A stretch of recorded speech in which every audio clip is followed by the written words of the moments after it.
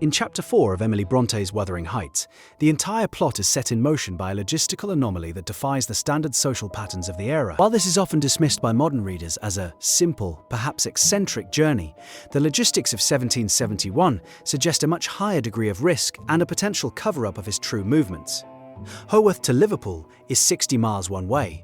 In the 1770s, this path required navigating the Pennine Mountains, a landscape dominated by treacherous peat bogs, vertical inclines, and a near total absence of paved infrastructure or protection from the elements. Earnshaw claims he will return in just 3 days, implying a 120-mile round trip. This would require 40 miles of walking per day through mountain terrain, while carrying a heavy wool-lined winter greatcoat. To put this in perspective, in the 18th century, 40 miles was considered a full, exhausting day's journey for a healthy horse. For a middle-aged landowner on foot, it is a feat that borders on the physically impossible unless driven by a desperate necessity to remain unseen. This was not a hike, it was a forced march. As a wealthy yeoman landowner, Earnshaw had access to a stable of horses. His choice to walk suggests a specific tactical or legal necessity.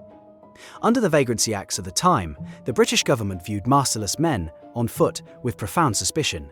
A man of property, travelling without the status markers of a horse or carriage, risked being flagged as a criminal, a runaway, or a man whose credit had collapsed, thereby jeopardizing his entire social and legal standing. By stepping off his horse, Earnshaw was effectively stepping out of his class and into a legal grey zone where he could be arrested as a rogue and a vagabond. The primary advantage of walking was the absence of a paper trail. Travelling by horse necessitated paying for stables and fodder at every inn along the route, where names were frequently recorded in ledgers for tax, security, and local surveillance purposes. Stagecoaches involved a dozen witnesses, drivers, tavern keeps, and fellow passengers, who could accurately track a traveller's movements, baggage, and associates. A man on foot, moving through the mist of the Pennine frontier, was effectively a ghost. He could move through the landscape without leaving a single receipt for his presence.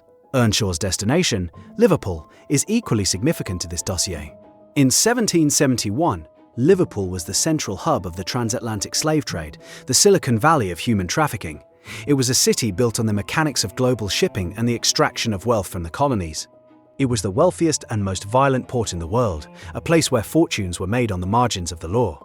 When Earnshaw returns and reveals a dark-skinned child who speaks a language no one understands, he is not merely bringing home an orphan, he is bringing home a physical reminder of the brutal origins of England's growing wealth.